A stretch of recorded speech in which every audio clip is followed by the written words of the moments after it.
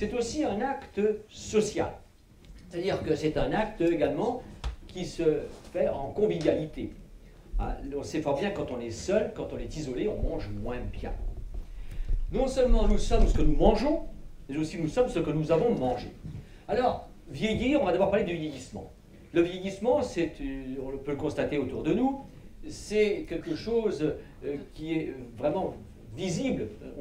Si on se compare à nos parents, nos grands-parents, on vit beaucoup plus âgés. L'espérance de vie, c'est mieux comme ça? Ah, voilà. Merci. Ah oui, voilà. Voilà. Là, vous m'entendez bien? Oui, c'est bien. L'espérance de vie a augmenté de 30 ans en un siècle. 30 ans. Et à tel point que les 60 ans, maintenant, sont plus nombreux que les enfants. Les plus de 60 ans sont plus nombreux que les enfants. Donc, il y a un basculement. Et en 2060, un Français sur 3 aura plus de 60 ans. C'est une révolution démographique. À tel point qu'une petite fille qui naît aujourd'hui a une chance sur 2 de devenir centenaire. Alors, bien sûr, on vit plus longtemps. Mais est-ce qu'on vit bien? Alors, ce qui est important, c'est l'espérance de vie sans incapacité. Et ça, jusqu'à une date relativement récente, elle augmentait plus vite que l'espérance de vie tout court. Malheureusement, depuis 2004, l'espérance de vie sans incapacité a cessé de s'allonger. Du fait de maladies chroniques, de maladies émergentes, des maladies de civilisation qui sont liées au mode de vie moderne. Et quand je dis mode de vie moderne, j'inclus bien sûr l'alimentation moderne industrielle. Alors, il y a un constat que vous pouvez faire tous les jours. Rien n'est plus inégalitaire, rien n'est plus hétérogène que le vieillissement. Vous avez devant vous des individus qui, à âge égal, ont des conditions de forme bien différentes. Vous avez des gens qui sont en pleine forme, d'autres qui sont moyennement en forme, d'autres qui sont très malades. Et il y a un écart qui se creuse à partir de l'âge de 50-55 ans. On voit les gens vieillir plus ou moins bien. Il y a donc 3 modalités de vieillissement. Le vieillissement actif, le vieillissement en bonne santé, celui qu'on souhaite à tout le monde. Le vieillissement, bien, le vieillissement oui, usuel, normal, avec une entrée progressive de la fragilité. Et enfin, le vieillissement pathologique, le vieillissement avec des dépendances, avec une dépendance avec des pathologies. Alors, le premier, le vieillissement actif, j'ai trouvé cette photo de Robert Marchand, 100 ans, qui a fait 100 km. Hein. Un jour, j'ai parlé de lui, quelqu'un m'a dit « Ah, justement, j'ai couru avec lui il y a 2 ans. » Ben oui, il n'avait que 98 ans à l'époque. Hein. Bon, hein. Mais, vous voyez, donc c'est le vieillissement actif. Alors, la fragilité, c'est le vieillissement usuel, c'est-à-dire que les gens perdent progressivement leurs capacités, leurs réserves, et ils ont là, c'est vraiment typique de la fragilité, cette difficulté à marcher, ces troubles de la marche. Il a besoin, ce monsieur, de se rassurer pour marcher. Il est fragile. Et on sent que ce monsieur, à l'occasion d'un accident, d'une fracture du col du fémur, à l'occasion d'une mauvaise grippe, d'une pneumonie, peut très bien basculer dans la dépendance. Et la troisième modalité, malheureusement, c'est le vieillissement pathologique, c'est la dépendance. Ce monsieur qui a probablement fait un accident vasculaire cérébral, qui a du Parkinson peut-être. Bon, vous voyez, il est donc vraiment dépendant. Alors qu'il a peut-être le même âge que le monsieur de tout à l'heure, et il est même plus jeune que Robert Marchand. Alors, pourquoi est-ce qu'il y a cette hétérogénéité? Pourquoi est-ce qu'il y a cette inégalité devant le vieillissement? On va me dire, c'est la génétique, effectivement. On va dire, mes parents sont morts jeunes, moi je vais mourir jeune. Mes parents sont morts vieux, je vais mourir. Bon, il n'y a pas de fatalité, non. La génétique n'intervient que pour 20%. Ça veut dire que les 80% restants sont liés à l'environnement et au comportement, surtout le comportement. Il y a des causes comportementales. En premier lieu, je mettrai le tabac. Ça, alors là, c'est l'ennemi numéro 1. L'alcool, bien sûr. L'alimentation, dont on va parler ce soir. Et la sédentarité, qui est également très néfaste pour le vieillissement. On estime que ces facteurs-là, l'inactivité physique, la sédentarité, le tabac, l'alcool, la mauvaise alimentation, sont responsables de 2/3 des morts prématurées, c'est-à-dire des morts évitables avant 65 ans. Quand on meurt avant 65 ans, c'est une mort prématurée. Donc, les 2/3 de ces morts sont liés à tous ces facteurs-là. Et on estime que tous ces facteurs entraînent de 4 à 14 années de vie perdue. Autrement dit, on a une année de vie, on perd beaucoup avec ces facteurs. Alors, la qualité du vieillissement, par contre, est conditionnée par une bonne activité physique, une stimulation intellectuelle. Oui, effectivement, il faut continuer à stimuler les neurones, à des liens sociaux, parce que rien n'est pire que la solitude, l'isolement, la perte des liens sociaux. Et on estime qu'il faut avoir au moins 5 contacts sociaux réguliers, en plus de la famille, pour pouvoir stimuler notre cerveau, pour pouvoir vieillir dans de bonnes conditions. Et enfin, eh bien, l'alimentation. Alors, qui est concerné par cela? Alors, je suis content ce soir parce qu'il y a quand même, il n'y a pas que des personnes d'un certain âge, il n'y a pas que des seniors. Hein. Vous savez que la définition du senior, c'est à partir de 55 ans, environ 50-55 ans. Hein. Personne âgée, c'est 75 ans. Hein. Bon. Il y a aussi des jeunes, et c'est tout à fait intéressant parce que tout le monde est concerné par cet effet préventif de la nutrition. Toutes les générations sont concernées. On prépare son vieillissement dès l'enfance. Et donc les seniors sont concernés, les personnes âgées sont concernées, suivant la définition que j'ai donnée tout à l'heure. Il y a ceux qui veulent vieillir longtemps et en bonne santé, je crois que c'est le cas un peu de tout le monde, non? Il y a ceux qui sont malheureusement déjà atteints de pathologies chroniques, hein, diabète, maladie cardiaque, tout ce qu'on veut, mais qui sont atteints, mais qui veulent en limiter les conséquences et l'évolution. Ils veulent limiter les conséquences de ces maladies. Donc, de toute façon, la conclusion, c'est qu'il n'est jamais trop tôt, il n'est jamais trop tard pour mettre en œuvre une politique, disons, de prévention en matière d'alimentation pour le bien vieillir. Ah. Ah. Qu'est-ce qui s'est passé?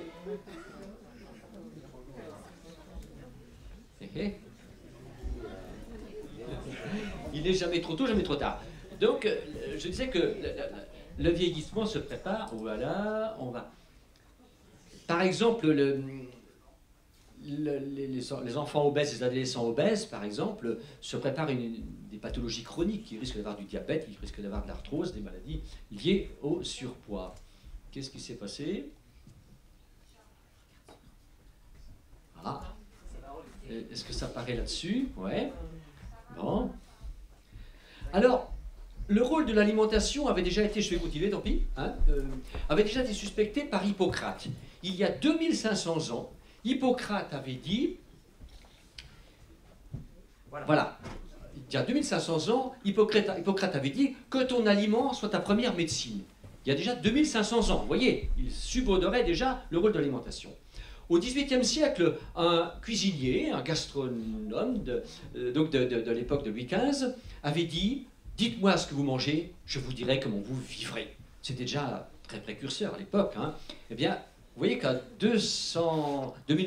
presque 2500 ans d'écart, un médecin et un cuisinier disaient la même chose.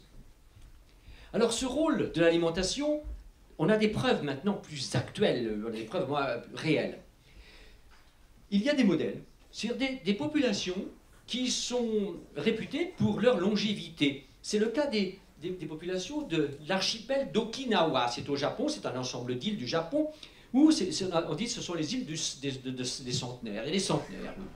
Et on s'est interrogé pourquoi dit des centenaires. On s'est aperçu que c'était certainement lié à l'alimentation. Ils mangent beaucoup de poissons, ils ont une alimentation saine. Il y a le modèle méditerranéen également, notamment le régime crétois, dont vous avez entendu parler certainement. Autre preuve, c'est que dans un même pays, c'est le cas en France par exemple, il y a des gradients, il y a des différences énormes entre régions.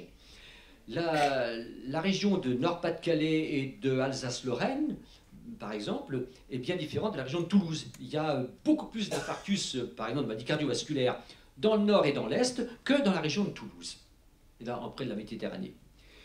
Je parle de la Finlande aussi, il y a la Carélie du Nord, qui est une région de Finlande où il y avait un nombre considérable d'infarctus, de maladies cardiaques, comparé au reste du pays. Même pays, pourtant la Finlande. Et ils ont compris pourquoi, ils ont redressé la barre, ils ont modifié l'alimentation de ces populations-là, les pouvoirs publics ont pris des mesures importantes, et ça fait 15 ans de ça, et maintenant, la Carélie du Nord rejoint le taux de la Finlande en général. Et puis il y a le cas des émigrés. Les émigrés, par exemple, on s'aperçoit que des populations qui migrent, eh bien, adoptent le mode de vie du pays de l'adoption et ont la longévité et la qualité de vieillesse du pays d'adoption. Alors, l'histoire de l'humanité a été jalonnée de différentes étapes. Au Moyen-Âge, on y avait des famines. C'était les aléas météorologiques qui faisaient que de temps en temps la récolte n'était pas bonne, les gens mouraient par manque de nourriture. Puis après est arrivée la révolution industrielle, les gens se sont agglomérés dans les grandes agglomérations, dans les grandes villes, et la vie en collectivité, les conditions d'hygiène ont fait qu'il y a eu beaucoup de maladies infectieuses. C'était l'époque du choléra en 1840 et quelques, là à Paris, où il y a eu je ne sais combien de morts, en 1844 je crois.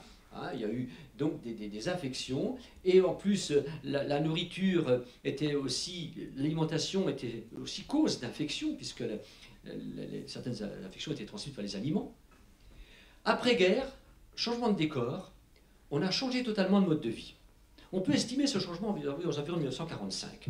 On a eu à ce moment-là un changement de mode de vie, une évolution technologique telle qu'on a été plus sédentaire. On a moins fait d'activité physique. Le travail a totalement changé. L'alimentation est devenue industrielle.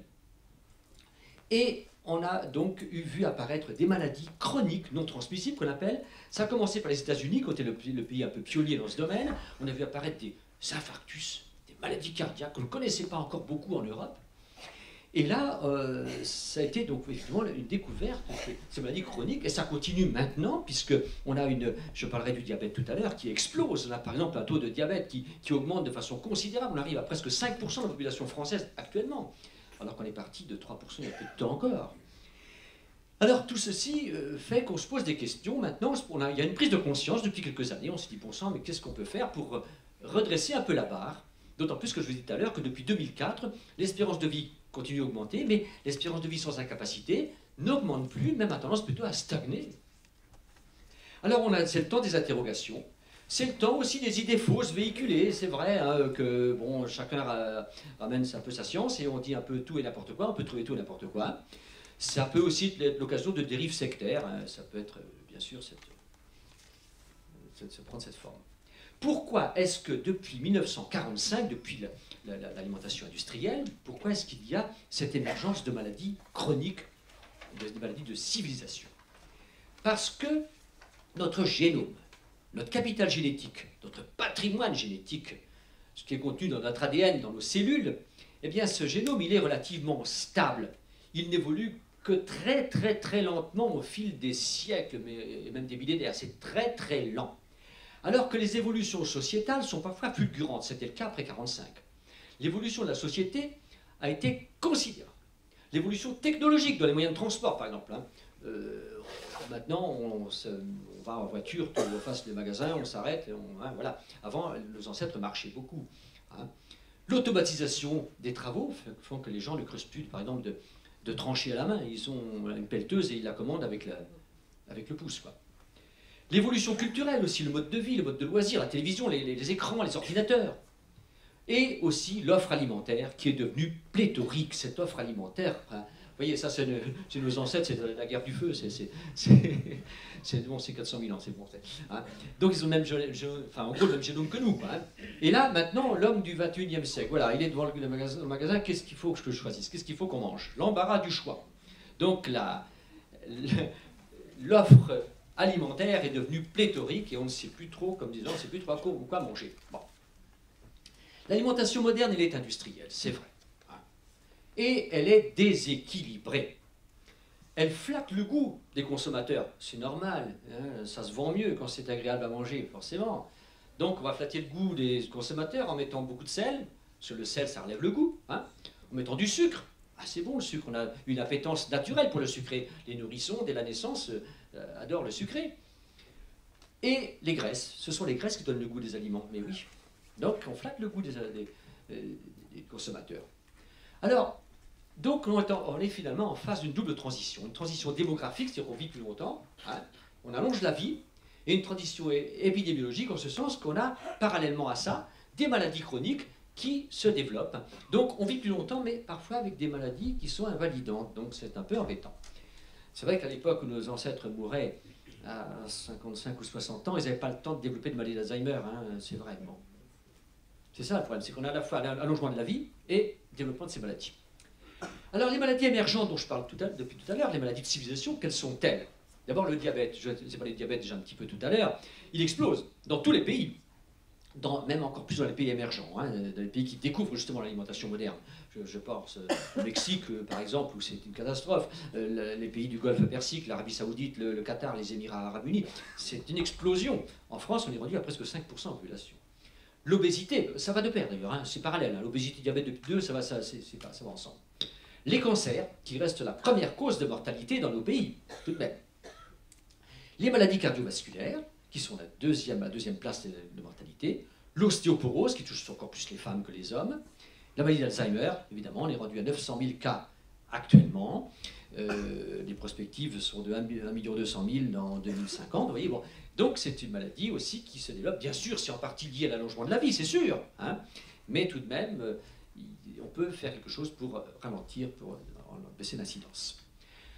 Bon, l'évolution de l'homme, ouais, cette photo est bien connue, c'est l'homme moderne qui est obèse au premier rang avec son Coca-Cola ou je ne sais quoi. Enfin, je fais pas de publicité, hein. Pas de contre-publicité plutôt. Hein. Oui, bon, le fléau mondial, ça, vous voyez, c'est une chose qu'on voit de plus en plus malheureusement. Et encore, nous sommes dans une région de France où c'est pas encore trop visible. Mais il y a des régions de France où c'est pire que ça. Alors, en quoi l'alimentation peut-elle impacter le vieillissement? Pourquoi est-ce qu'on peut vieillir par une mauvaise alimentation? Il y a 4 phénomènes dont je voudrais parler. Phénomène d'oxydation, un peu comme la rouille, on verra tout à l'heure. Hein. Phénomène d'inflammation, inflammation de bas grade mais chronique. Quoi. Les phénomènes de raccourcissement des télomères, on verra tout à l'heure ce que c'est. Et les facteurs de risque cardiovasculaire, car on dit toujours qu'on a l'âge de ses artères. Et bien entretenir ses artères, c'est bien entretenir ses organes, c'est bien entretenir son organisme. Ça veut dire que quand on a des artères en mauvais état, bien on vieillit prématurément. Donc on va agir sur ces 4 phénomènes. L'oxydation, qu'est-ce que c'est? Eh bien, en gros, on fonctionne un peu comme un moteur, comme une chaudière. C'est-à-dire qu'on absorbe des aliments, on les brûle.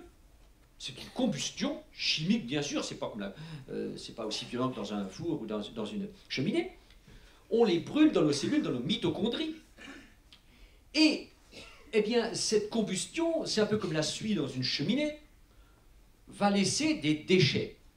Cette combustion laisse aussi ce qu'on appelle des radicaux libres, des substances oxydantes qui vont, c'est de la chimie, les radicaux libres, ce sont des molécules qui ont des électrons libres qui vont aller capturer d'autres, s'allier avec d'autres électrons. Donc des radicaux libres, vous entendrez parler surtout de stress oxydatif, hein. Ce sont des radicaux libres qui sont libérés par la combustion des aliments. Ces radicaux libres altèrent les cellules et vont à terme tuer les cellules. Et des cellules qui meurent, c'est des tissus qui meurent, c'est des organismes qui vieillissent. Nos cellules disposent bien d'un système antioxydant naturel pour lutter contre ce phénomène d'oxydation. Il y a des substances que la nature a prévues, mais elles peuvent être débordées, ces systèmes. D'où l'intérêt d'apporter par l'alimentation des antioxydants qui vont empêcher ces phénomènes d'oxydation. Et c'est d'autant plus vrai au niveau du cerveau, parce que le cerveau est l'organe qui consomme le plus d'oxygène. Il est très consommateur d'oxygène. En plus, il est doté d'un système antioxydant qui est plutôt moins bon que le reste de l'organisme des autres organes. Et de ce fait, il est beaucoup plus sensible au phénomène d'oxydation. Donc, les aliments qui sont riches en antioxydants, comme vous en présentera tout à l'heure, sont les bienvenus puisqu'ils vont lutter contre ce phénomène d'oxydation. C'est quelque chose de naturel, l'oxydation, effectivement. Quand on fait une activité physique, par exemple, on va également faire fonctionner les muscles et il y aura des phénomènes d'oxydation, c'est normal. D'où l'intérêt des antioxydants. Donc. Là, vous voyez une cheminée qui fume, ou alors la rouille, vous voyez, l'oxydation, c'est un peu la rouille, quoi, c'est ça. Alors, qu'est-ce qui va provoquer ce stress oxydatif? Donc, je l'ai dit tout à l'heure, les déchets de combustion dans les cellules, bien sûr, mais aussi d'autres phénomènes, comme les rayonnements ultraviolets, les cancers de la peau, par exemple, le vieillissement de la peau, sans parler des cancers, le vieillissement de la peau. Si la peau est tannée, vieillie chez les gens qui sont beaucoup exposés au soleil, c'est parce que justement, il y a des phénomènes d'oxydation au niveau des tissus, avec des transformations des protéines, des substances de collagène qui sont transformées, il y a des rides, enfin le tissu est moins souple, et voilà. Le tabac, hein, oui je parlais des rayonnements radioactifs aussi, bien sûr, le tabac, regardez les gens qui fument beaucoup, ils ont la peau un peu ridée, un peu abîmée, eh bien ces phénomènes de vieillissement cutané liés au tabac sont liés à des phénomènes d'oxydation justement. La pollution aussi en général. Alors ce stress oxydatif va agir sur quoi? Il va créer des dommages, il va créer des altérations au niveau de l'ADN, et ça c'est embêtant, au niveau du support de l'hérédité, au niveau de vous savez, dans le noyau de la cellule. Hein, et ces modifications de l'ADN qui vont pouvoir créer par exemple des cancers, qui va agir au niveau des membranes cellulaires, qui vont altérer les cellules, les faire mourir. Et ces modifications vont entraîner donc au niveau de l'ADN des erreurs de réplication. Autrement dit, à chaque division cellulaire, je vais vous montrer une division cellulaire là, chaque division cellulaire, il y a donc des chromosomes qui se divisent, hein, ça se fait en toute harmonie, hein, mais il y a parfois des erreurs qui se produisent, des erreurs de réplication, qui font que les cellules filles vont être différentes, et on aura à ce moment-là des cellules cancéreuses, des cellules anormales, et on a un cancer qui va se développer. Autre conséquence du stress oxydatif, vous savez que les cellules, nos cellules fabriquent des protéines, c'est leur rôle principal. Eh bien, ces protéines vont être altérées. Et on aura des protéines altérées qui vont donner, tout à l'heure je parlais de l'élastine de la peau qui va être altérée, donc la peau va devenir moins élastique. Au niveau de l'œil, ce sera la dégénérescence, par exemple, de la rétine, parce que la macula, la dégénérescence maculaire, parce que, eh bien, il y aura les protéines fabriquées ne seront pas de bonne qualité. Et puis, ça peut entraîner aussi, tout à l'heure, je vous disais, la mort des cellules, donc le vieillissement des tissus, notamment le vieillissement de la peau et d'autres organes. Hein. Donc, ce stress oxydatif est absolument à combattre. On verra comment par l'alimentation. L'inflammation, deuxième phénomène. L'inflammation. Bon, c'est ce que c'est que l'inflammation, la grosse inflammation, c'est une articulation, par exemple, qui gonfle, qui est rouge, qui est chaude. Bon, je ne parle pas de cette inflammation-là, je parle d'une inflammation de bas grade, d'une petite inflammation. L'accumulation de graisse, ici, abdominale, là, hein, la graisse du ventre, la graisse des viscères, cette graisse est toxique, c'est un tissu toxique qui libère des substances qu'on appelle des cytokines, qui vont circuler dans tout l'organisme, provoquer des réactions inflammatoires, à distance, partout dans l'organisme, et cet état inflammatoire de bas grade va provoquer des lésions inflammatoires, notamment au niveau des parois artérielles. Et c'est comme ça qu'on va s'initier le phénomène d'athérosclérose, parce que ces parois vont être le siège d'une inflammation qui vont retenir les plaquettes, qui vont faire des agrégations plaquettaires, qui vont faire des thrombus, des thromboses, hein, des plaques d'athérome qui vont se boucher les artères, va provoquer des lésions inflammatoires aussi au niveau des articulations, par exemple, hein, donner des dégénérescences au niveau de l'arthrose, par exemple, des polyarthrites ou autre chose. Et ces phénomènes inflammatoires sont également source de vieillissement. Dans les maladies cardiovasculaires, j'ai parlé tout à l'heure de l'infarctus, enfin tout ce qui est maladie cardiaque et vasculaire, dans les maladies rhumatologiques, les polyarthrites, les maladies digestives, les maladies de Crohn, de rectocolite, etc., des maladies neurologiques, l'Alzheimer par exemple, on pense que l'Alzheimer est effectivement un phénomène inflammatoire au niveau de la microglie, c'est-à-dire du tissu de soutien du cerveau, et que cette inflammation des microglies va faire que les plaques amyloïdes vont s'exprimer et entraîner, il y aura ensuite des dégénérescences neuronales. Donc l'inflammation est présente en cas de maladie d'Alzheimer aussi. Donc beaucoup de maladies ont pour substrat, pour origine, les phénomènes inflammatoires qui sont en grande partie liés à ces sécrétions de substances cytokines qu'on appelle par la graisse viscérale. Vous voyez ces artères, là, cette artère qui est le siège d'athérosclérose, il y a une plaque d'athérome, et là-dessus vient se greffer un thrombus, c'est-à-dire un caillot avec des plaquettes, et l'artère est bouchée, ça va donner un infarctus, une artérite, un accident vasculaire cérébral, enfin tout ce qu'on... Reparlons des brins d'ADN, les télomères. Vous savez que donc dans les cellules, dans les noyaux, il y a des chromosomes, et les chromosomes, il faut les imaginer comme une espèce de bras comme ça, et au bout des chromosomes, il y a une espèce de protection, un petit peu comme on met au bout des lacets, vous savez, il y a des espèces de machins noirs au bout des lacets, là, hein, bon, eh bien ça protège, si vous voulez, les chromosomes, et à chaque division cellulaire, il y a un petit bout qui s'en va, une petite érosion, quoi. Oh, pas grand-chose. Si bien qu'au bout de 50, 60, 100, etc., divisions, ben, ça raccourcit de plus en plus. Heureusement, dans certains tissus, on a une enzyme qui répare la télomérase, qui va réparer cette érosion. C'est le cas des cellules embryonnaires, parce que heureusement, les cellules embryonnaires, il faut bien qu'elles se divisent, hein, et là, il n'y a pas de limite, effectivement, la télomérase est très active, et pendant le développement de l'embryon, les divisions se succèdent. C'est le cas aussi, malheureusement, des cellules cancéreuses. C'est pour ça que les cellules cancéreuses sont immortelles. Hein. Elles expriment beaucoup la télomérase, et de ce fait, elles se divisent à l'infini. Alors qu'une cellule normale, eh bien, au bout d'un certain temps, eh bien, elle n'est plus en capacité de se reproduire, puisque les télomères sont trop usés pour qu'elles se reproduisent. Alors, c'est une véritable horloge biologique. Quand on examine un chromosome, en fonction de la longueur du télomère, on peut dire, tiens, c'est un vieux chromosome. Rappelez-vous de la brebis Dolly, là, cette brebis qui avait été... Ils avaient transféré un embryon, vous savez. Ben, elle est morte très tôt parce qu'effectivement, ils avaient greffé des cellules qui étaient déjà vieilles. Donc, elles se sont comportées comme des cellules vieilles, donc elles n'ont pas vécu longtemps. Alors, c'est une véritable horloge biologique, si vous voulez. C'est un marqueur du vieillissement. Et on estime que les télomères sont divisés par 2 à l'âge de 80 ans par rapport à la jeunesse, quoi, hein. Donc, c'est quand même un marqueur du vieillissement. Et ces télomères, cette télomérase, c'est une enzyme qui répare les cellules, donc, qui répare ces télomères, est présente dans les cellules souches, les cellules immunitaires, les cellules cancéreuses, comme je l'ai dit tout à l'heure. Alors, on sait que l'alimentation, notamment l'alimentation méditerranéenne, comme on verra tout à l'heure, l'activité physique, par exemple, la gestion du stress, également, ça a été prouvé, encore assez récemment, vont améliorer la longueur des télomères, donc vont rajeunir les cellules. Ces 3 processus-là sont plus ou moins liés. Oxydation, inflammation, raccourcissement des télomères sont liés. Hein, et l'oxydation entraîne une inflammation, entraîne aussi... Enfin, oui, tout ça c'est lié en fait, ça va ensemble. Alors les facteurs, venons-en au 4e facteur, les facteurs de risque cardiovasculaire. On a l'âge de ces artères. Eh bien, quels sont les facteurs de risque cardiovasculaire? Qu'est-ce qui fait qu'un individu risque plus qu'un autre de faire un infarctus? On voit des gens qui font un infarctus à 55 ans, même 45 ans, d'autres qui n'en font pas, même très âgés. Pourquoi? Le facteur héréditaire, c'est vrai. Là, j'en ai parlé tout à l'heure, c'est 20% en général, mais là, pour les maladies cardiovasculaires, c'est assez important. Effectivement, il est important de savoir si les gens ont eu un parent qui a eu un infarctus, un accident vasculaire cérébral.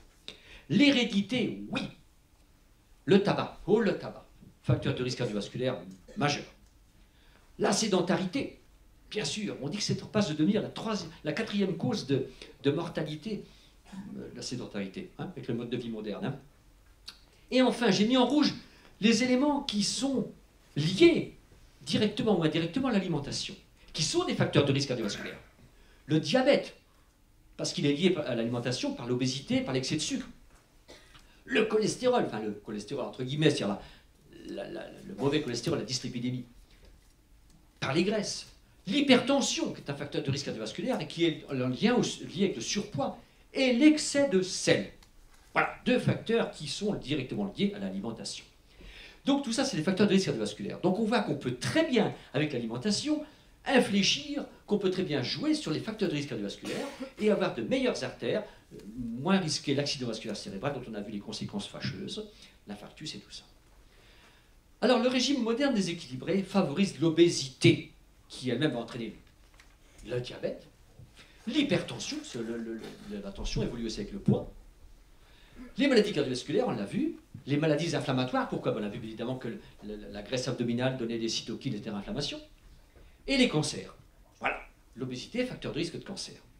Notre alimentation moderne n'est pas assez riche en antioxydants, donc on vieillit plus à cause des oxydants, et avec des maladies dégénératives, des dégénérescences, hein, qui sont liées à ces phénomènes d'oxydation. Le régime méditerranéen a l'avantage, le quadruple avantage d'agir sur l'oxydation, sur l'inflammation, sur les facteurs de risque cardiovasculaire et sur le raccourcissement des télomères. C'est des publications récentes qui ont encore prouvé que c'était... Maintenant, ils mesurent les télomères des lymphocytes, hein, et ils peuvent nous dire, pas au millimètre près, hein, c'est même au millième de millimètre près, millionième de millimètre. Hein. Donc, on a actuellement une alimentation, si vous voulez, moderne, qui est déséquilibrée.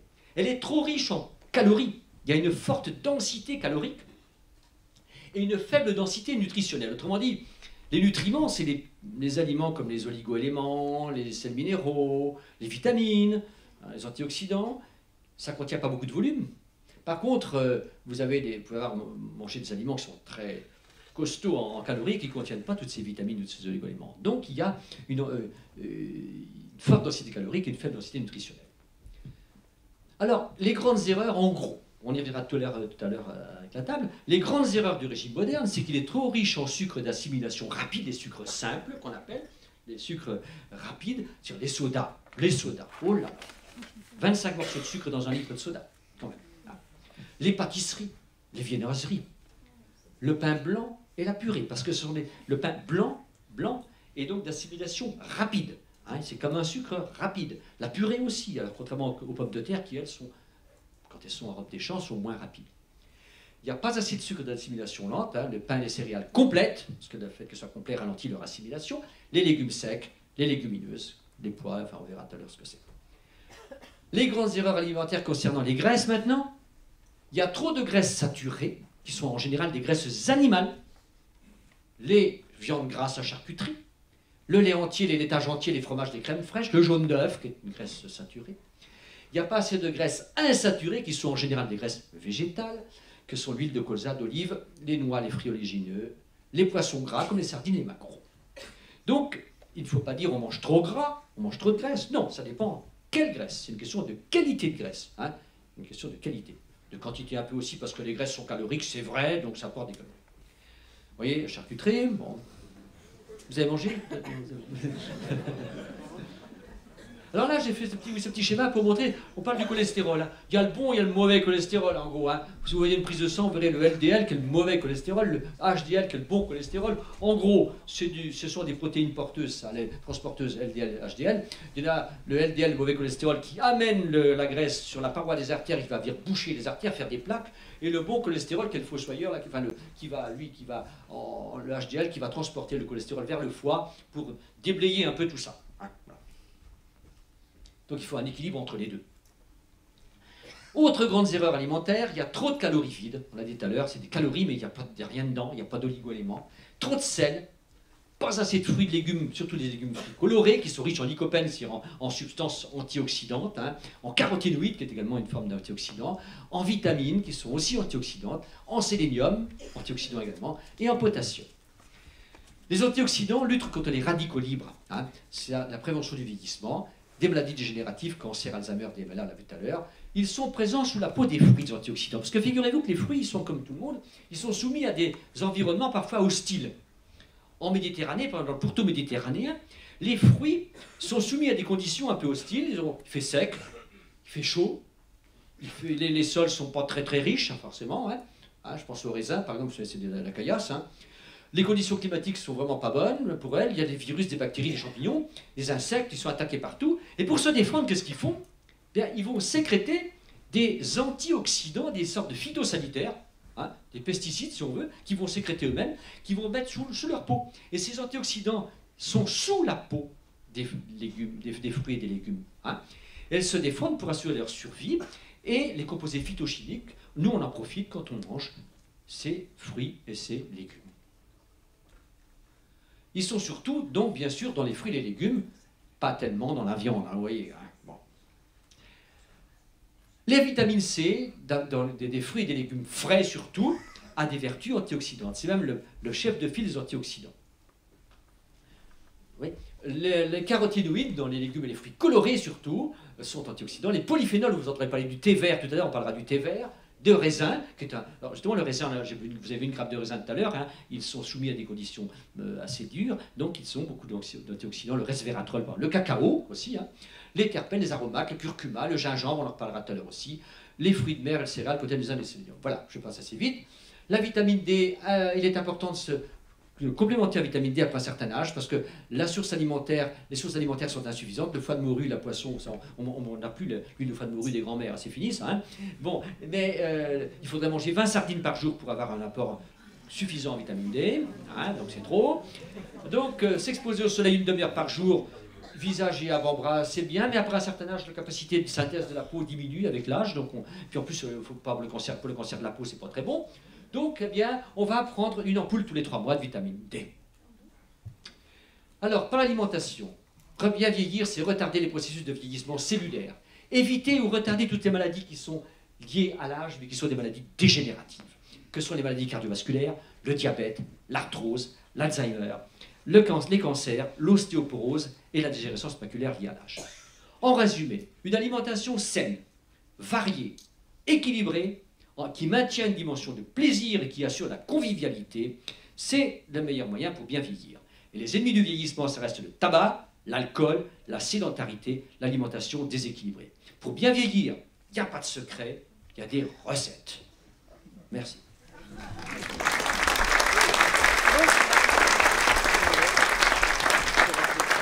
Voilà, après la théorie, la pratique.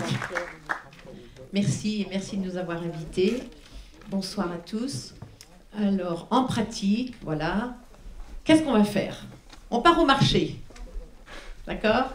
Là, c'est un marché, c'est plutôt dans le sud de la France. Alors, comment peut-on lutter contre, on a dit, l'oxydation, l'inflammation et le risque cardiovasculaire? Donc, moi, je vais parler des 3 sujets. On a dit, pour lutter contre l'oxydation, c'est le régime méditerranéen qui répond vraiment à toutes les exigences. La suite? Oui. Ah oui. Vas-y. Voilà. Pour lutter contre l'oxydation, essentiellement les fruits et les légumes. Et précisément, le PNNS nous invite à manger 5 fruits et 5 légumes. Et finalement, les gens ne le font pas. Et je crois que c'est pire chez les enfants. Et au départ, le PNNS disait 10 fruits et 10 légumes. Alors là, quand on a dit ça, les gens ont dit ah, c'est impossible. Mais même 5 fruits et 5 légumes, les gens ne le font pas. Donc, en repartant d'ici, en faisant votre marché, vous penserez fruits et légumes. Il faut prendre les fruits les plus colorés. Alors, les petits fruits rouges, c'est très intéressant, parce que ce n'est pas sucré. Et plus le fruit est foncé, plus il y a d'antioxydants dedans. Les agrumes, orange, citron, pamplemousse, il faudrait en prendre très souvent parce que, surtout le pamplemousse va ralentir l'élimination des vitamines en général. Alors, on ne va pas manger un pamplemousse à chaque repas. On va manger 1 ou 2 tranches de pamplemousse à chaque repas, pourquoi pas? Si ce n'est pas du pamplemousse, on prend du citron ou on prend de l'orange. Mais c'est intéressant. Francine, je vais juste vous interrompre 30 secondes. J'ai complètement oublié de vous dire, mais maintenant on va ramasser les questions que vous voulez poser à Claude Pomard ou à Francine sur la première partie. Donc on va avoir des petits paniers qui vont circuler et ça va permettre à Claude de répondre aux questions juste après. Voilà, vous pouvez les noter. On a quelques jeunes qui vont passer dans les allées. Merci. Donc je continue. La grenade, c'est un cocktail d'anti-inflammatoires, d'antioxydants.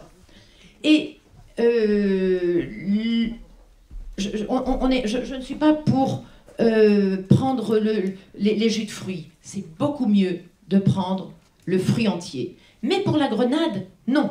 Et on vous a dit, les antioxydants sont sous la peau. Effectivement, quand vous ouvrez une grenade, vous voyez cette espèce de blancheur et les antioxydants sont dedans. Quand vous achetez du jus de grenade, il ne faut pas que le jus de grenade soit clair, il faut qu'il soit foncé parce qu'il y aura dans ce jus, d'ailleurs j'en ai ici, il y aura les antioxydants, toute cette blancheur que vous avez, les fibres qui sont dans le jus. Les fruits frais, bien sûr, en conserve, c'est possible, sauf que souvent, ils rajoutent trop de sucre. Et les fruits, c'est le sucre, ils rajoutent du sucre. Oui, oui. Il a peur que je me trompe. Oui, mais c'est surtout du sucre quand même. Et la vitamine C, qui est très intéressante, c'est la vitamine la plus antioxydante. Et la vitamine C est fragile à la chaleur, donc dans les conserves, elle disparaît un petit peu. Donc on peut en prendre, mais on rajoute un petit peu de citron par exemple. Les fruits déshydratés, surtout l'hiver, c'est intéressant. Les pruneaux, les abricots, le raisin sec, les canneberges, ça vous pouvez en manger. C'est calorique quand même. Ça veut dire que par exemple un pruneau, c'est comme si vous mangiez une grosse prune. Voilà, il faut doser. Les légumes. Alors les crucifères. Il faudrait manger un petit peu de crucifères un peu tous les jours. Alors les gens me disent les choux, on a du mal à digérer. Non, non, les choux. Mais la famille des crucifères, vous avez les choux, les navets, les radis, la roquette et le brocoli germé. Dans le brocoli germé, vous avez 100 fois plus d'antioxydants que dans du brocoli normal. Voilà. Les vieux légumes. Topinambour, patate douce, rutabaga, panais, ça c'est des vieux légumes qui n'ont pas été traités, donc qui ont été obligés de... Il y a des questions là-bas. Ils ont été obligés de fabriquer davantage d'antioxydants. Sachez que les fruits et les légumes cultivés sous serre ont beaucoup moins d'antioxydants parce qu'ils n'ont pas besoin de lutter contre les agressions, contre le stress oxydatif. L'ail, l'oignon, l'ail, ça a beaucoup de cellules antioxydantes, anti-cancer, c'est intéressant. Alors voilà, plus c'est coloré, mieux c'est. Lutter contre l'oxydation maintenant. Les épices et les plantes aromatiques. Alors le curcuma, tout le monde en a entendu parler. Et le curcuma, très fort antioxydant, associé à du poivre, on multiplie par 1000 l'effet du curcuma. Et si on rajoute en plus du gingembre et du cumin, on multiplie 2 fois 1000, ça fait 2000. Donc en associant le tout, vous n'avez pas besoin d'en prendre beaucoup et c'est très efficace. La cannelle, beaucoup d'antioxydants et après le thym, la coriandre et tout ce que vous avez dans vos jardins. Donc voilà les couleurs du sud ou du Maroc, oui c'est mieux. Lutter contre l'inflammation. Alors qu'est-ce qu'on a dans les aliments qui peuvent lutter contre l'inflammation? Les oméga 3. Tout le monde a entendu parler des oméga 3. Alors où les trouve-t-on les oméga 3? On les trouve dans le colza. Et on prendra plutôt le colza pour l'huile d'assaisonnement parce que les oméga 3, c'est comme la vitamine C, c'est fragile. Donc, si on chauffe l'huile, il y aura moins d'antioxydants, moins d'oméga 3. Les noix. Alors, les noix, vous en prenez 5 le matin, 5 le midi, 5 le soir, c'est très bien. Les graines de lin. Graines de lin, c'est plein d'oméga 3. Mais il faut que les graines de lin soient mixées. Et c'est pareil, il y a les oméga 3 dedans et c'est très fragile. Donc, une fois mixé, normalement, au bout d'une semaine, il n'y a plus d'intérêt. Vous les mettez dans un petit peu d'huile et alors là, vous pouvez les conserver beaucoup plus longtemps au réfrigérateur. Le pourpier, j'en ai amené parce que j'en avais dans mon jardin. C'est une salade, vous devez connaître un peu. C'est une salade un peu grasse et il y a des oméga 3 dedans. La mâche, mais il faudrait manger des kilos de mâche. Enfin, il y en a un peu.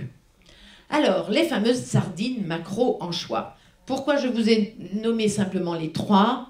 Parce que ce sont des poissons gras et ce sont les bonnes graisses par rapport aux graisses animales, on a dit tout à l'heure.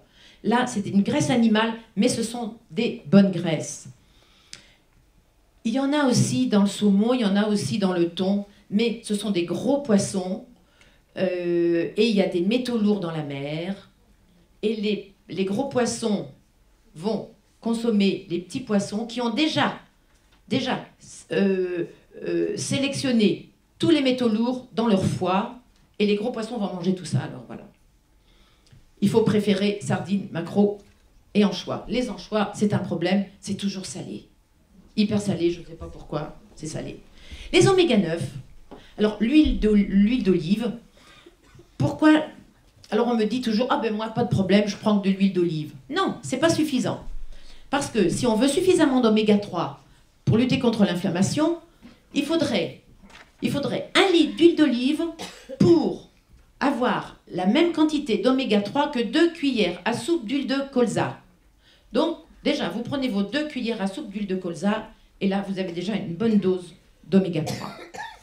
Les avocats, c'est très bon aussi. Mais c'est pareil, vous n'allez pas manger un avocat... il faut varier vos assiettes. On prend une ou 2 petites tranches d'avocat, matin, pas le matin, mais midi, soir. Voilà. Alors, maintenant, protéger son cœur et ses artères. Alors, on va limiter les graisses saturées. C'est une diapo qui vous paraît simple. On limite les graisses saturées, c'est-à-dire les viandes rouges. Alors les viandes rouges, c'est le bœuf, c'est le veau, c'est le porc. En dehors des volailles, il n'y a pas le mouton. C'est très gras le mouton, c'est très mauvaise graisse. Alors, on limite à 500 grammes par semaine, parce qu'au-delà, ça donne des problèmes, ça peut entraîner l'apparition de cancers, surtout les cancers digestifs. Les charcuteries, n'en parlons pas. Produits laitiers, alors complets surtout, c'est les graisses saturées, mais on en a besoin hein, quand même. Le beurre. Alors, pour ceux qui ont par exemple du cholestérol, on a droit à la petite plaquette de beurre de 10 grammes, là, vous savez, comme on a dans les restaurants pour le petit déjeuner. La crème fraîche, il y en a partout. Vous ne pouvez pas ouvrir un livre de recettes sans qu'il y ait de la crème fraîche. Le fromage. On est le pays du fromage. C'est vraiment bien. Je sais pas, on prend de tout. Je vous dis de manger du fromage. Vous allez préférer les bleus, parce que c'est les bonnes moisissures, et vous allez préférer style camembert avec son enveloppe, parce que c'est des bonnes moisissures pour les intestins. Et les personnes qui ont du cholestérol, du mauvais cholestérol, trop de cholestérol, il y a une petite astuce, je l'ai préparée là, une petite astuce, c'est un petit morceau de pain, j'ai mis un petit peu de beurre, et une fine tranche de comté. Je vais vous expliquer pourquoi. Cette fine tranche de comté, le comté, c'est un fromage qui a été raffiné très longtemps dans les caves. Vous avez du comté qui a 6 mois, 1 an, 2 ans. Donc, il est prédigéré par les moisissures. Il est prédigéré. Et, normalement, au réveil, dans la demi-heure qui suit votre réveil, le cerveau indiquera au foie de sécréter du cholestérol. Mais si, dès votre réveil, vous préparez la veille, vous mettez ça sur votre table de nuit, vous mangez votre petit morceau de comté, ça ira directement dans la circulation sanguine et le foie, le cerveau n'indiquera pas au foie de sécréter du cholestérol parce qu'il y en aura déjà dans le sang. C'est une astuce. L'huile de copra et l'huile de palme, il y en a partout, surtout dans les plats préparés. Évitez les graisses trans, c'est les graisses hydrogénées dans les pâtisseries, dans les viennoiseries et surtout dans les plats préparés. Peut-être que j'aille un peu plus vite, non? Diminuer les... Ah voilà. Pourquoi diminuer les huiles de maïs et de tournesol? Parce que il y a des oméga 6 et il y a des oméga 3. Je vous ai dit, c'est bien de prendre des oméga 3. Sauf que l'huile de maïs et de tournesol, il y a une différence trop importante entre oméga 6 et oméga 3. Il y a trop d'oméga 6. Or, nos récepteurs aux oméga vont se saturer aux oméga 6. Il n'y aura plus de place pour les oméga 3. Donc, ce n'est pas intéressant de prendre ces huiles. De préférence, alors on a dit les céréales et les légumineuses. De préférence complète. Quand je dis complet, ce sera bio parce qu'il y a les produits phytosanitaires. C'est pas beaucoup plus cher si vous prenez bio parce que de toute façon vous en mangerez moins. Il y a plus d'eau.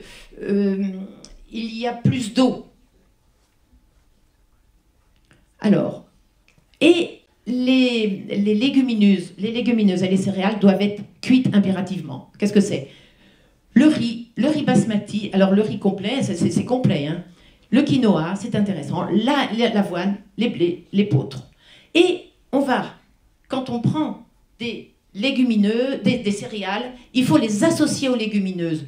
Parce que vous avez dans les céréales et dans les légumineuses des protéines végétales et ce ne sont pas les mêmes et elles s'associent bien toutes les deux. Donc prenez l'habitude d'associer les deux. Alors évitez les produits broyés, raffinés, transformés. La farine blanche c'est comme du sucre. Le pain blanc, les pizzas, les pâtes à tarte, les crackers, tout ça, il faut un peu éliminer parce que ce sont des calories vides. Conclusion, qu'est-ce qu'il faut? Varier dans l'assiette au cours de la journée. On dit il faut 2 semaines. On varie sur 2 semaines. Diversifier les sources d'approvisionnement, équilibrer au cours de la journée.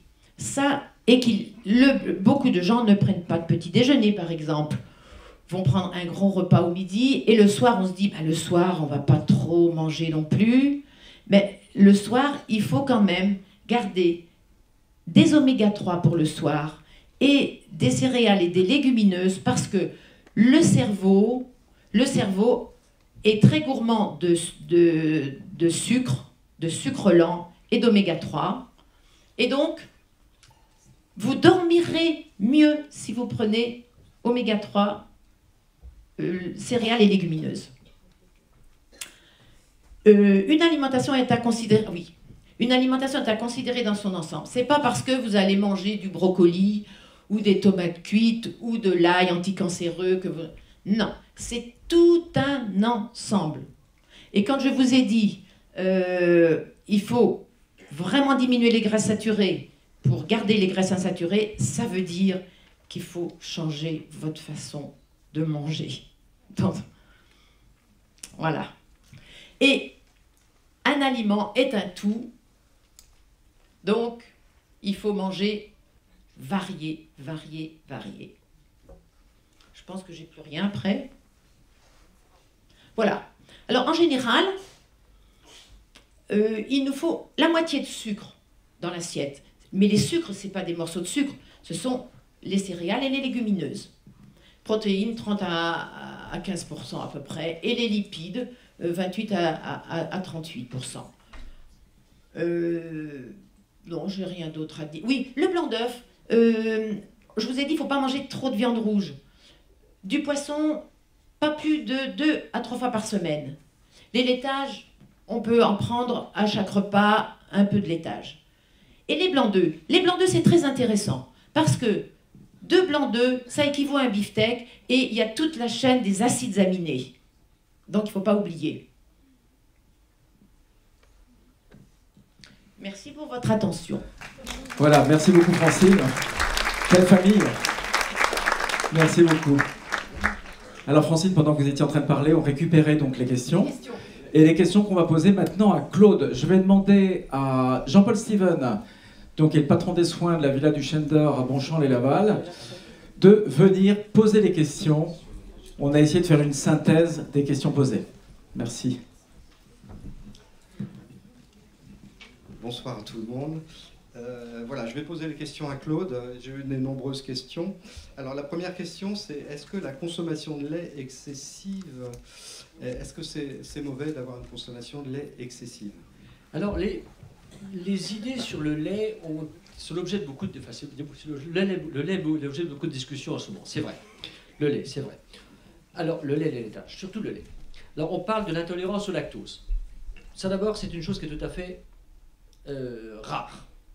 Bon, il y a des gens qui sont intolérants au lactose, c'est vrai.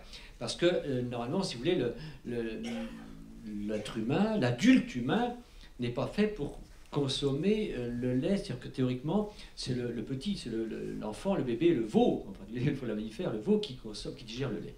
Mais on a acquis, depuis le néolithique, depuis 5000 ans, 7000 ans, certaines populations ont acquis justement cette capacité à digérer le lait. Ils ont conservé le lactase dans l'intestin.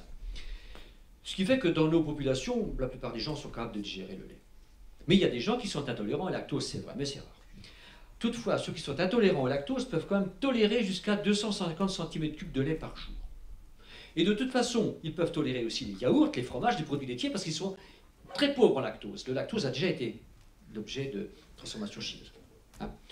Deuxièmement, on parle effectivement aussi beaucoup du lait qui donnerait des différents symptômes digestifs ou autres. Alors, c'est l'objet parfois aussi un peu de dérives sectaires, parfois je disais aussi certaines croyances peut-être un peu erronées.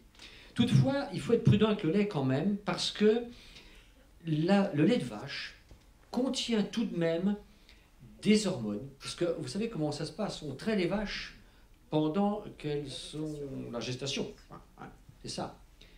Donc, il y a tout de même des hormones, et on se pose actuellement des questions sur les hormones dans le lait. Alors que les chèvres ou les brebis, on ne les traite pas pendant la gestation. Donc, un peu de prudence. Alors, on est peut-être moins... À une époque, on disait il faut prendre du lait, 1 litre de lait par jour. On est un peu plus prudent maintenant. Toutefois, il ne faut pas tomber dans l'excès et dire voilà, je ne prends plus de lait parce que c'est mauvais, etc. Hein. Quant à l'ostéoporose, une question aussi qu'il y avait sur l'ostéoporose, faut-il prendre du lait pour l'ostéoporose? Alors, oui, des laitages certainement, du lait donc, modérément, mais des laitages, oui, certainement. Et il faut savoir aussi qu'on trouve du calcium dans d'autres aliments. Les végétaux contiennent du calcium. Hein. Certaines eaux contiennent du calcium. On a parlé de l'alimentation, on a parlé de la boisson, mais certaines eaux sont riches en calcium. Vous avez les parts, le Contrexévil, par exemple, oui, Contrexévil surtout, c'est ça, qui sont le Courmayeur, encore meilleur, meilleur c'est le cas de le dire, ce Courmayeur, elle est pauvre en sodium et riche en calcium. Donc on a d'autres sources de calcium, c'est vrai. Il faut donc varier les sources de calcium, à ne pas se cantonner au lait.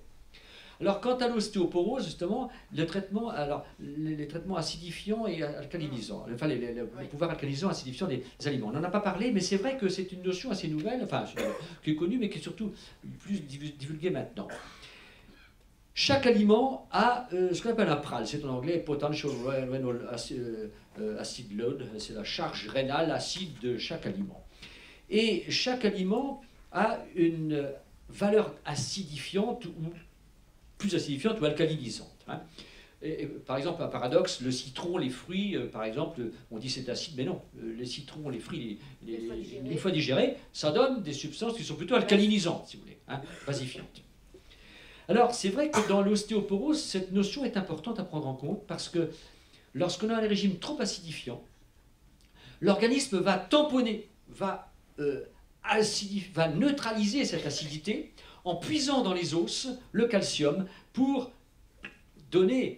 neutraliser cette acidité. Et ça va créer l'ostéoporose. Donc on dit que pour l'ostéoporose, c'est bien de prendre des laitages, bien de prendre du calcium, mais il y a des populations qui ne prennent pas tellement de laitage, pas tellement de calcium, et qui n'ont pas d'ostéoporose. Alors que nous, dans notre monde moderne, maladie émergente, j'ai dit tout à l'heure, l'ostéoporose, on a beaucoup d'ostéoporose.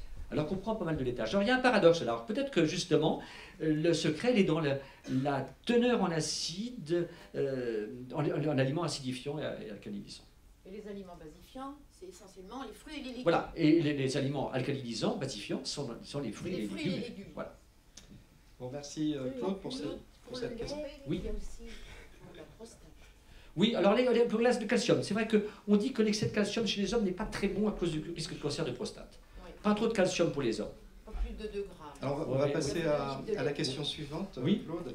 Alors j'ai quelqu'un qui me pose la question du petit déjeuner, oui. Et du beurre au petit déjeuner ou des margarines qu'on peut trouver. Pour quelqu'un qui a du cholestérol, c'est ça? Voilà. Oui.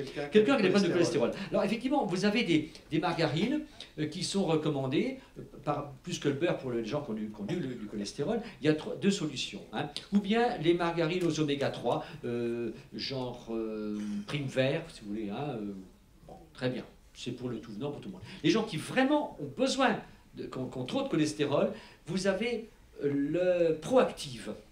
Hein. Là, c'est autre chose. Ce sont des phytostérols. Ce sont des margarines qui contiennent des substances qui sont, je dirais, cholestérol-like, qui sont des leurres en quelque sorte. Elles contiennent des substances équivalentes au cholestérol que l'organisme va absorber comme du cholestérol et qui va saturer, si vous voulez, l'absorption et qui va empêcher la fabrication de cholestérol. Donc ce sont un peu des médicaments. Le Proactive est un petit peu un médicament, hein, alors que l'Isio4 est un aliment riche en oméga 3. Donc si vous voulez, il y a trois possibilités. Vous prenez du beurre, hein, vous prenez, mais pas trop, hein, ou vous prenez de la margarine aux oméga 3, un prime vert par exemple, ou alors si vraiment vous avez besoin de faire baisser votre cholestérol, du Proactive. J'ai une question, puisque vous avez parlé des fruits et des légumes. Quelqu'un me parle, demande sur la question parle des pesticides et des produits qui sont utilisés pour ralentir le vieillissement des fruits et des légumes. Souvent on met des conservateurs sur les fruits pour qu'ils se conservent plus longtemps. Ouais. Est-ce que ça a un impact je sais que les pesticides... Alors les pesticides effectivement sont au niveau de la peau des légumes et des fruits. Alors, le préférence bio dans certains cas. C'est les fruits et légumes bio de Oui, préférence. C'est ça, fruits et légumes. Fruits et légumes bio. Et je vous ai dit que c'est pas beaucoup plus cher parce que de toute façon, vous en mangez moins. Et il faut avoir... Alors, on est à la campagne. Si vous pouvez... Sur le marché, nous, on a une ferme bio tout près de chez nous. Et c'est des gens qui viennent sur le marché de Laval. Donc, préférez fruits et légumes bio. Alors, les phytosanitaires se trouvent sur la peau des aliments, évidemment, la peau des fruits, bien sûr. Hein. Donc il faut les laver, les rincer, essentiellement, de préférence avec... c'est bien que de l'eau un peu tiède. Et l'idéal serait de l'huile parce que ils sont solubles dans les graisses, sont Les liposolubles. produits phytosanitaires sont gras. Les produits phytosanitaires, c'est gras. Alors, on avait fait des essais tous les deux en prenant de l'huile de colza sur les fruits et les légumes pour voir ce que ça donnait. Mais bon, il faudrait étudier, il faudrait... Parce que c'est liposoluble, donc ça remporte avec eux les produits. Bon, c'est vrai que... Alors, l'intérêt, tout à l'heure, tu as dit qu'il faut varier les sources, diversifier les sources. Même la Parce que, exactement, parce que, justement, tout est question de seuil.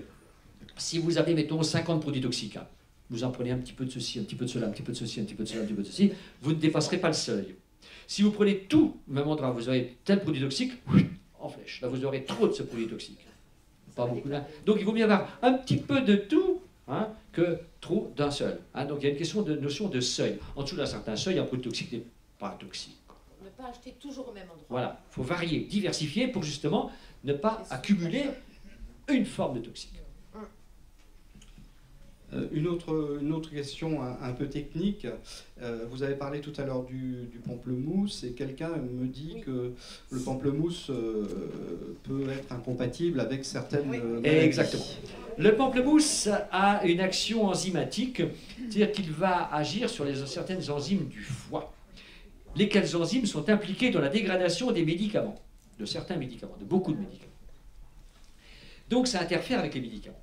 Et si vous prenez du pamplemousse avec, par exemple, un médicament pour le contrôle du cholestérol, qui est une statine, hein, eh bien, cet effet va être bien renforcé, l'effet du médicament va être très renforcé parce que, justement, il va y avoir un blocage de l'enzyme qui va dégrader le médicament. Donc, le médicament va se trouver un excès dans le sang.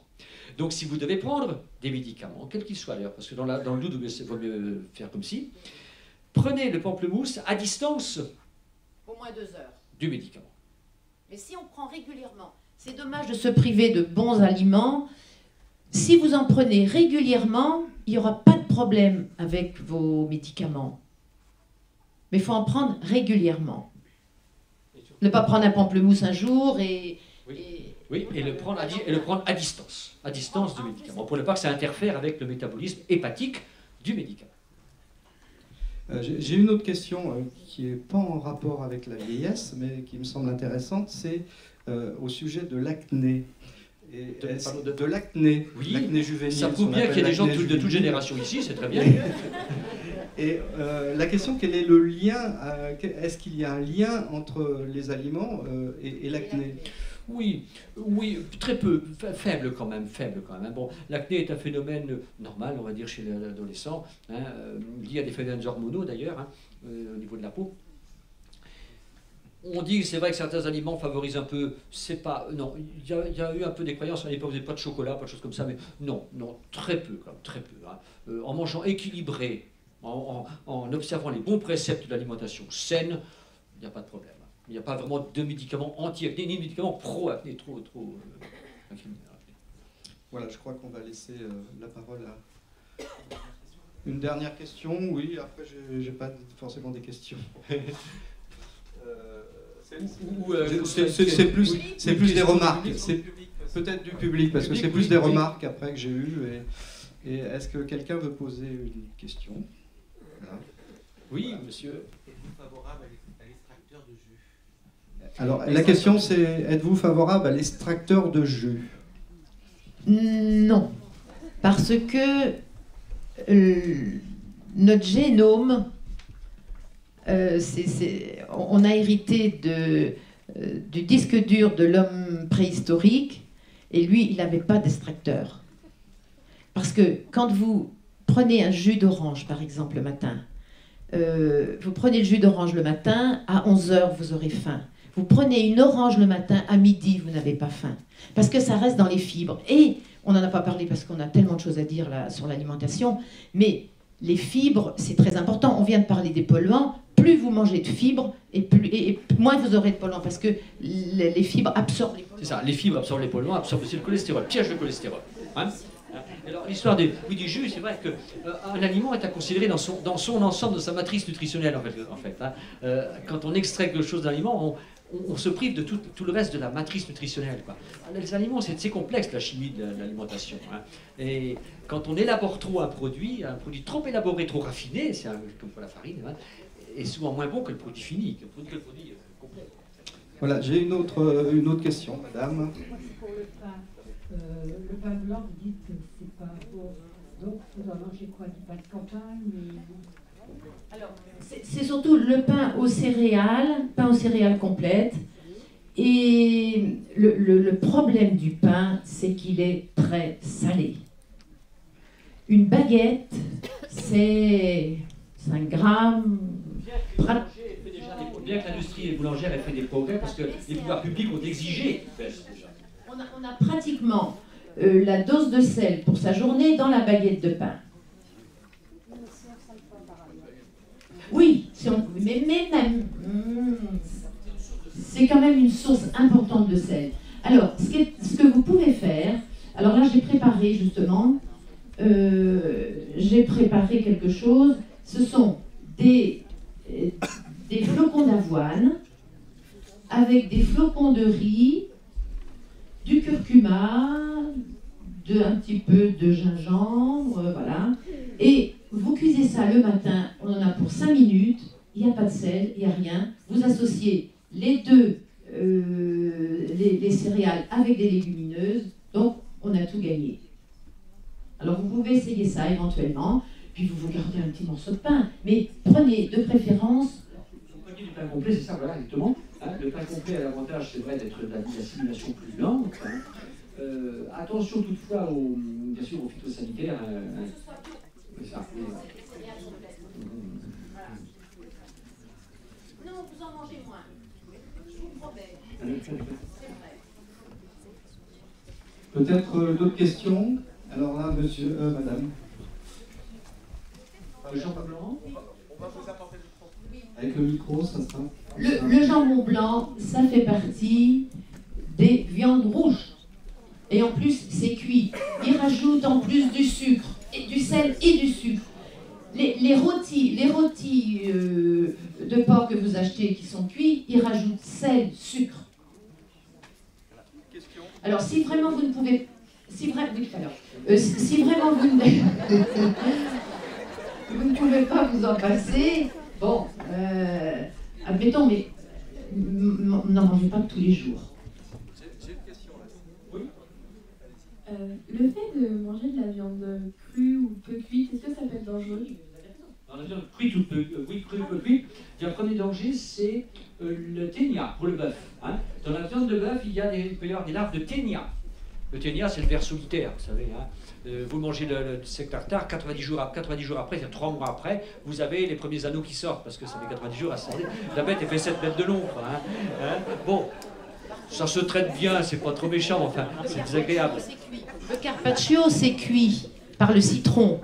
Donc ça, c'est une viande cuite, il n'y a pas de problème, il n'y aura pas de ténia. Alors, tout à l'heure, pardon. Oui, madame demandait l'huile de pépin de raisin.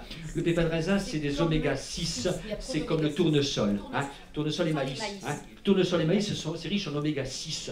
Donc c'est bien, mais il ne faut pas déséquilibrer au profit de l'oméga 6 au détriment des oméga 3, si vous voulez. Hein, parce que s'il y a trop d'oméga 6 par rapport aux oméga 3, on a vu tout à l'heure, c'était les mêmes récepteurs, les mêmes enzymes, si on veut, qui vont dégrader les deux. Et il y a compétition entre les deux. S'il y a trop d'oméga 6, vous n'aurez plus d'enzymes, les désaturases ou les élongases, qui sont des formes d'enzymes qui dégradent les oméga 6 et les oméga 3. Vous n'en aurez plus assez pour dégrader les oméga 3.